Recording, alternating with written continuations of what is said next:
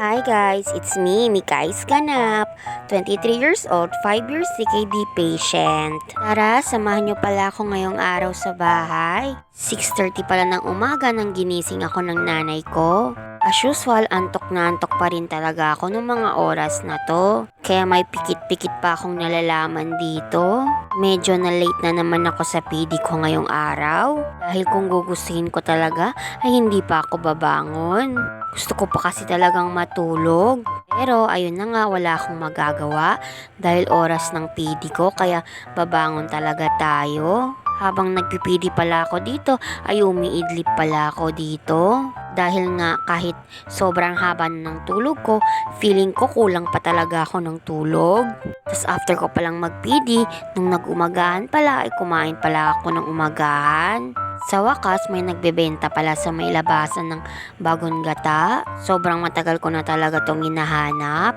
Kasi kapag walang ulam, kahit eto lang ay okay na. Kumain din pala kami dito ng Toblerone. Bigay pala to ng uncle ko. At nung sumapit pala ng alas 12 ng tanghali, ay nagpili na pala ako dito. Kakatapos ko lang palang maligo dito. Kasi mamaya ay naisipan ko, magde-dressing ako kaya naligo ako. Walang pasok yung kapatid ko ngayon kaya yung kasama ko dito ngayon sa bahay ay yung kapatid ko. Yung nanay ko kasi ayon sa kapitbahay. Wala din naman kasi siyang ginagawa dito sa bahay, naboboard na siya. Habang andito naman yung kapatid ko, ay tinulungan niya na lang ako mag-PD. Ako lang yung umahawak ng solution habang siya ay nagtitimbang lang. At ayun, naamoy ko na naman yung solution. Hindi ko kasi talaga bet yung amoy ng solution. Pero anong magagawa ko, eto na talaga yung daily routine ko. At inayos ko na pala dito kung saan ako magde-drain. At ayun, sa mga oras na to, ay nagde-drain na pala ako. After ko palang mag-PD ay kumain na ako ng tanghalian dito. Nagpaluto pala ako ng kanton sa kapatid ko. At saka itlog na rin. Masarap kasing kapares ng kanton pag may itlog.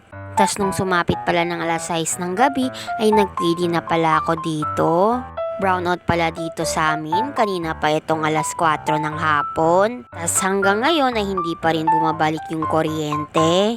Alangan antayin ko pa yung kuryente, oras na ng PD ko. At eto kahit madilim ay nag-PD pa rin ako, may flashlight naman. At nang napapos pala ako mag-PD ay dumating pala yung tatay ko, dala-dala na naman yung Jollibee ko. At walang pag-alinlangan ay kumain na ako ng hapunan. Alam nyo na, favorite ko talaga tong Jollibee na to. Walang kasawaan talaga ng Chicken Joy sa Jollibee. Jollibee, baka naman, char. Ngayon na lang ulit akong nakakain ng Jollibee. Kasi nga, hindi gaya dati nung hemodialysis pa ako, ay 3 times a week talaga ako nag-Jollibee. Yung tipong kilala na talaga ako ng mga staff sa Jollibee. Yun na lang kasing binibili ko kaysa magluto pa yung nanay ko. At saka malaki naman din yung discount ko dahil may PWD ID ako.